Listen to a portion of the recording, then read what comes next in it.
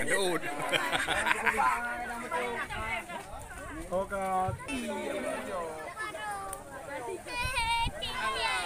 Dah ajan. Tren.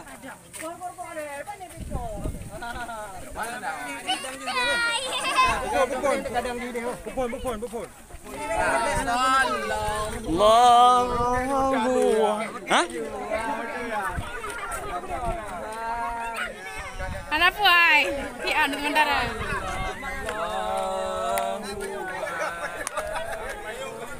Kelindo payung. Pandai kedro ke dah bup syok dewa mak payung.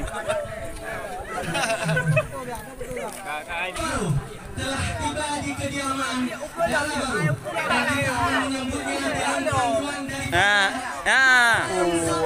yang akan disapa dengan salam semapa dan kita akan menyambutnya dengan tradisi adat Aceh yang berupa Dah, penua je ke ju? dan juga penukaran payung kuning yang akan ditentukan oleh ibu-ibu yang bertugas. Terus semangat rahmat bertabu, cahaya bintangmu kena udahnya. Kadang selempah kamu menunggu, muprah toh tungku, Dala Baru kamu tunggu, cukup tak narindu ke hati lam dada. Kadang selempah kamu menunggu, muprah toh tungku, pajan ke linto kena nebawa. Di langit bintang di bumi plane, cahaya bulan ada glare mubebe asa. Cukup tak susah ia mata dile menyoba hati jio di mata. Mameh itu baik tungku pasolam cawan, mameh menisan pasolam tima. Rombongan tungku linto yang katruh keno dan tuan bisan, kamu sambut hairakan dengan syair salam yang mulia. Assalamualaikum warahmatullah.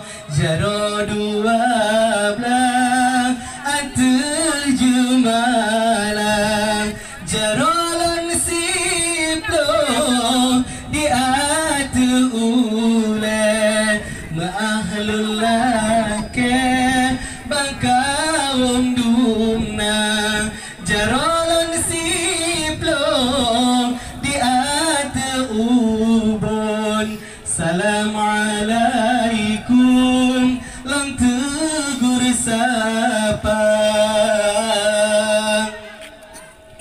jaralang siplang besi kurang syaradulun kun tanda mulia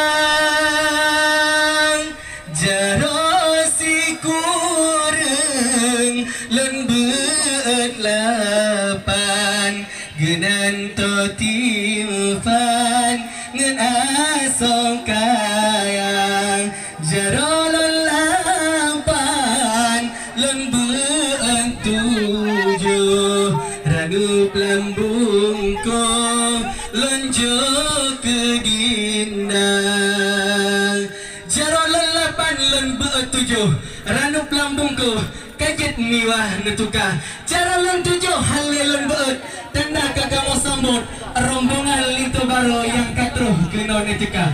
Kepada pemuda yang bertugas menukarkan payung kuning, ditulung bang tukar payung kuning. Salatullah salamullah ala taha rasulillah. Panil, pemate payung jiran, pemate ju.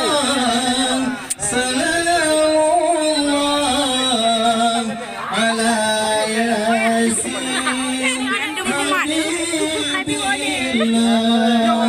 Pemate ju. Diraja tampeng. Bunuh kayak temannya.